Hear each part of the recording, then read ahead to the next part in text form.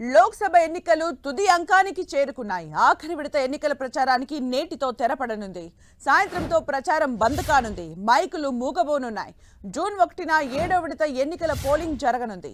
ఈ ఆఖరి విడతలో బీహార్, ఛత్తీస్గఢ్, హిమాచల్ ప్రదేశ్, జార్ఖండ్, ఒడిశా, పంజాబ్, యూపీ, పశ్చిమ బెంగాల్లోని 57 ఎంపీ సీట్లకు ఓటింగ్ జరగనుంది.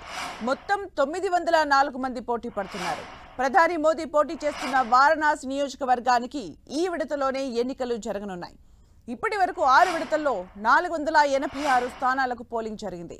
ఇక చివరి విడతలో 57 స్థానాలకు జూన్ 1న ఎన్నికల పోలింగ్ జరగనుంది. చివరి బూత్లో పోలింగ్ ముగిసిన అరగంట తర్వాత ఎగ్జిట్ పోల్స్ అంచనాలు వెలువరించనున్నాయి.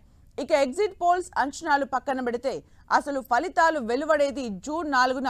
దేశంలోని 543 లోక్సభ, 4 రాష్ట్రాల అసెంబ్లీ ఫలితాలు అదే రోజు వెలువడతాయి. ఉదయం 8 గంటల నుంచి ఓట్ల లెక్కింపు ప్రారంభమవుతుంది.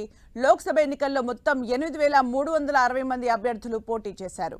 ఇక సార్వత్రిక ఎన్నికలో 6 విడతల పోలింగ్ శాతాలను కేంద్ర ఎన్నికల సంఘం అధికారికంగా ప్రకటించింది.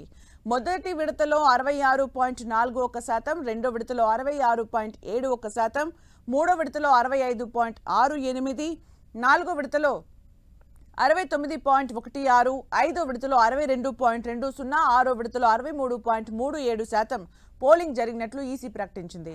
మొదటి విడతలో 102 లోక్సభ స్థానాల్లో పోలింగ్ జరగగా రెండో దశలో 89, మూడో దశలో 94, నాలుగో దశలో 96, ఐదో దశలో 47, ఆరో దశలో 25 ఎంపీ స్థానాల్లో పోలింగ్ జరిగింది.